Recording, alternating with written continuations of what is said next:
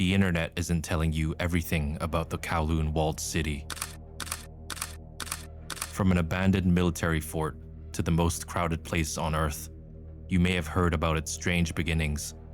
But of course, you didn't come here for a history lesson. Here, behind decaying walls and exposed drainage, a society unlike any other flourished. Gangsters, addicts, escorts, and refugees alike all clashed together in this lawless dystopia. Unsolved crime led to lingering pain. Drug addiction festered into deep desperation. Murder planted the seeds of vengeance. Just like that, the ingredients for human tragedy bubbled together. And where tragedy lurks, whispers of the paranormal are never far behind. Our stories today turn to a hidden, supernatural chapter of the Kowloon Walled City. This is how the City of Darkness really earned its name.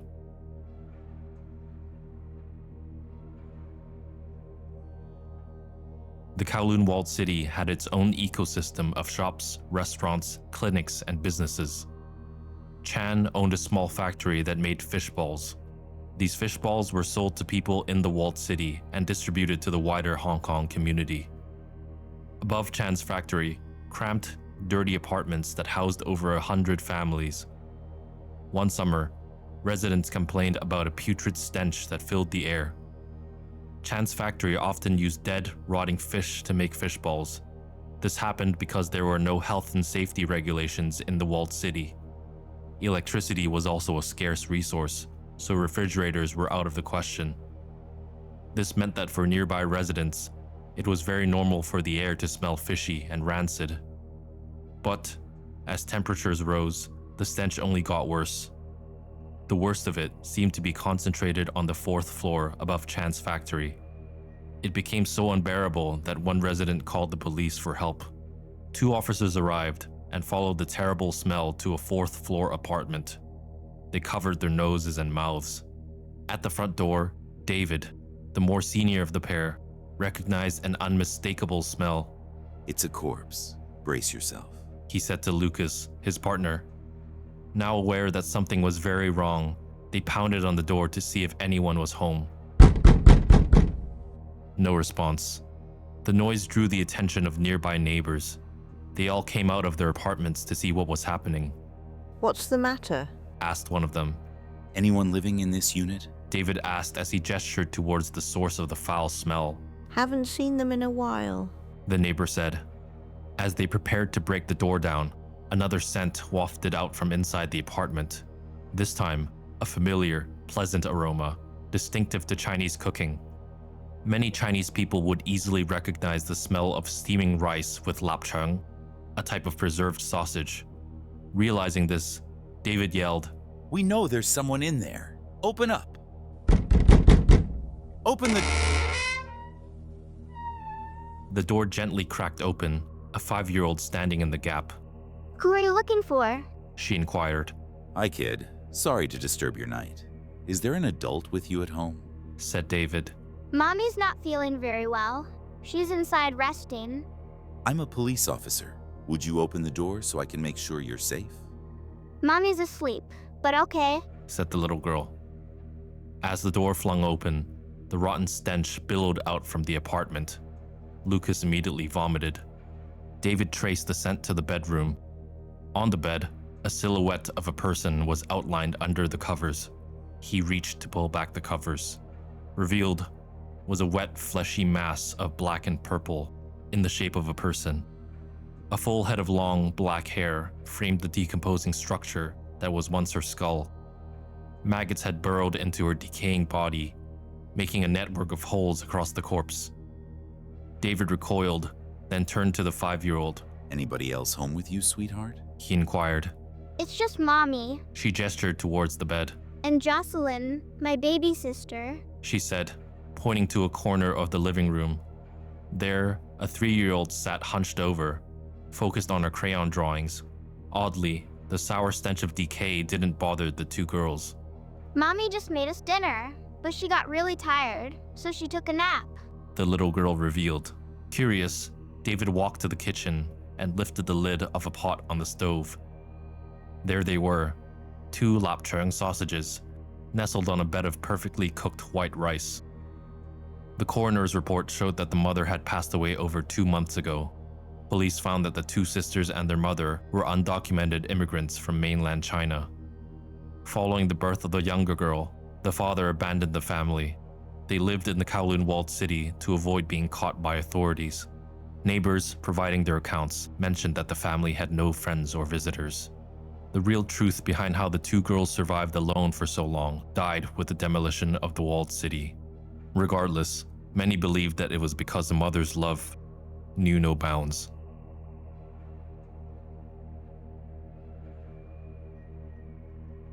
In the heart of the notorious Kowloon Walled City stood Ma Ki, a beloved restaurant owned by Thai immigrant Boon.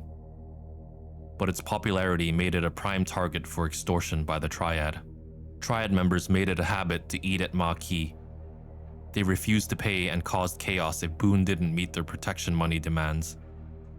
These triad members were led by a man known as the Monkey. He was a tall, skinny man in his 40s who had teeth stained yellow and caked with tar from excessive smoking. He was feared by locals, with violence being his go-to solution for most gang activity. The Monkey was a regular at Ma Ki. One day, he ordered his usual dish of braised beef brisket. The owner, Boon, brought out a pot of mysterious stew. That's not the brisket. What is that? The Monkey asked. Sorry boss, but we've run out for the day. This is still good meat though. Boon said. Not a smell I'm used to. The Monkey remarked suspiciously. Give it a try. Boon said.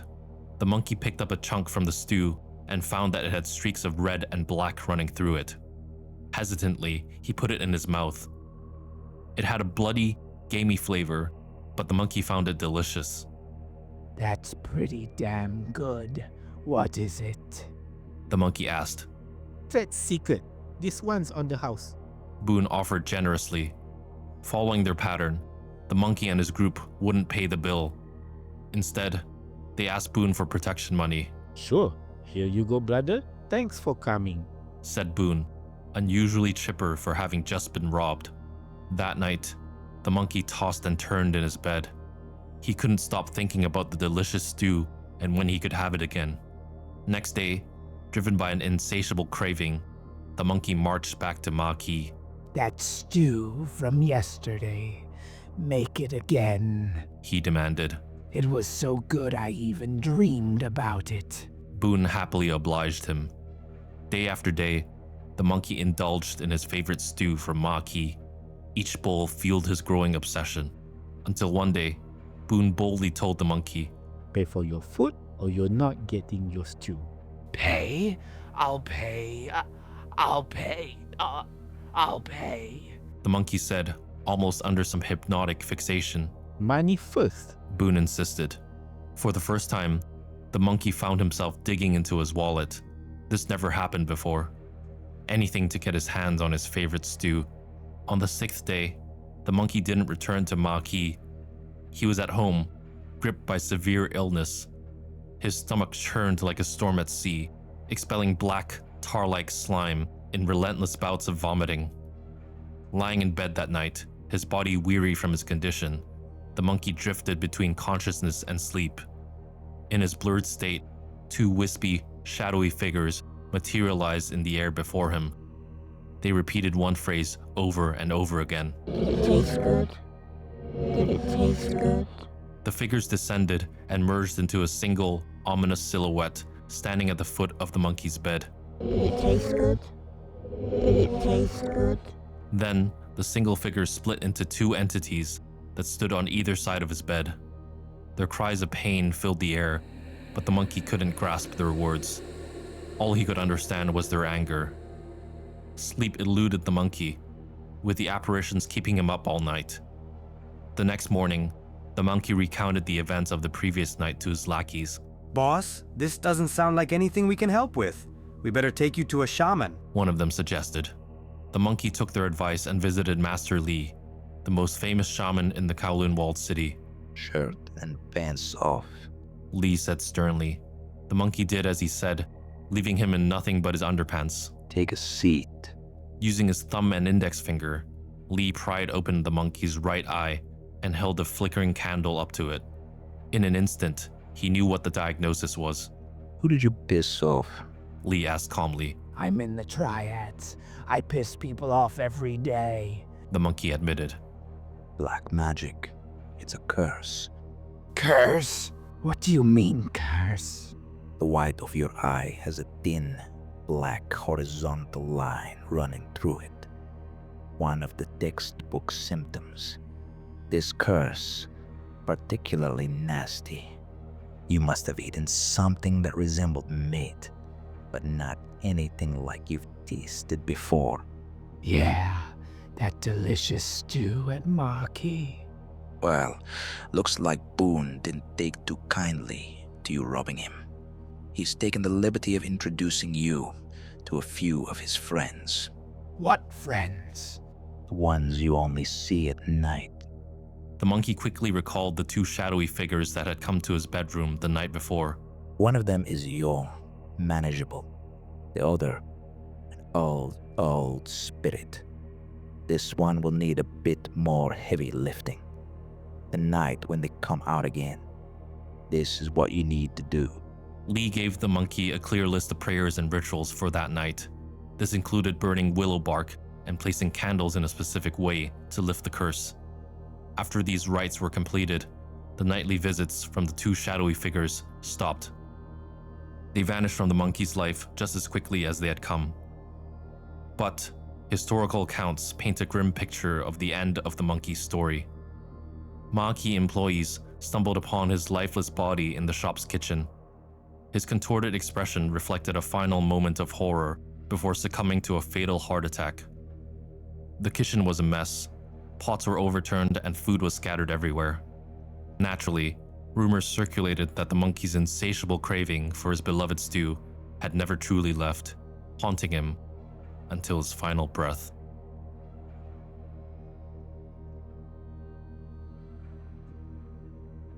In the last days before it was torn down, the Kowloon Walled City was mostly empty.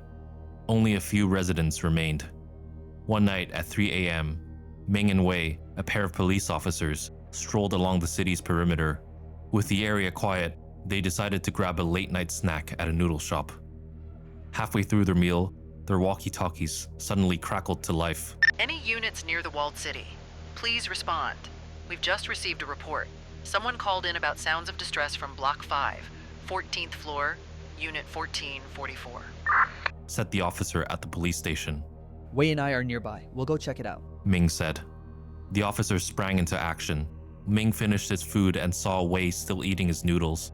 Probably isn't a major issue. I'll head over first. You finish up and join me later. He suggested. Wei sat back down to finish his meal as Ming set off towards Block 5. A few minutes later, Wei finished his meal and radioed Ming. Everything all right over there? Ming responded over the radio. I just got out of the elevator on the 14th floor. Doesn't look like a big deal. There's a young woman at the unit and she's about to let me in. The radio static turned off. Wei was relieved by Ming's update and slowed his pace towards Block 5. But when he arrived, he was met with something truly alarming. In front of him, a fully deserted building, all but demolished with no sign of life. The individual units looked like empty cavities, already torn down for the building's complete destruction. It was merely a skeletal structure of a block. The main entrance of the building, a metal gate, was completely chained shut. Questions swirled around in Wei's head. Who called the police? Even if there had been a distress call in the area, there seemed to be no one present to make such a call. Where was Ming? And how did he manage to use the elevator when the building wasn't serviced by electricity? Wei was shook to his core and called his superior Chen. Chen heard the story and became suspicious. He arrived with 5 more officers to investigate the situation. How exactly did you get in touch with Ming? Chen asked Wei. I asked him over the radio what the situation was like. Ming said he got to the unit and somebody let him in. Chen found these events implausible. He ordered the officers to cut the chains on the main entrance and rushed up to the 14th floor. At Unit 1444, they found that the door was rusty and corroded shut. Ming, do you copy? Are you in there? Chen radioed. The sizzling static sound of a walkie-talkie on the other side was the only confirmation they needed. Ming was indeed inside 1444. Chen ordered that the officers breach the door. Once the door was busted down, they found Ming lying unconscious on the ground. 2 days later, Ming woke up on a hospital bed. His fellow officers asked him exactly what happened at 1444. Like I said, a young woman opened the door for me when I reached 1444. I followed procedure and entered the unit to assess the situation. I asked the young woman who called for help, but she said she didn't know what I was talking about. I thought this was weird, and that's when an old lady from inside one of the rooms went crazy and lunged towards me. I felt powerless, but just before I fainted, I heard the young woman yell, "Mom, don't!" The police found no sign of human life inside 1444, directly contradicting Ming's account. Also, the phone number used to make the initial call had been out of service for years. After some digging, the police discovered the truth about Unit 1444 from residents near the Walled City. 1444 was inhabited by a mother and a daughter more than a decade before the incident involving Ming and Wei. The daughter fell in love with a man, but the relationship turned sour when the man left her for another woman. That man was a police officer. Overwhelmed by the breakup, the girl ended herself in the unit. The mother was devastated. After finding the corpse of her daughter in the apartment, she lost her mind. Nearby neighbors seldom saw her come out the apartment. When she did, she would mumble and mutter incomprehensibly to herself. It's said that the loss of her daughter weighed so heavily on her that she also chose to end herself, but not before vowing to seek revenge against the police.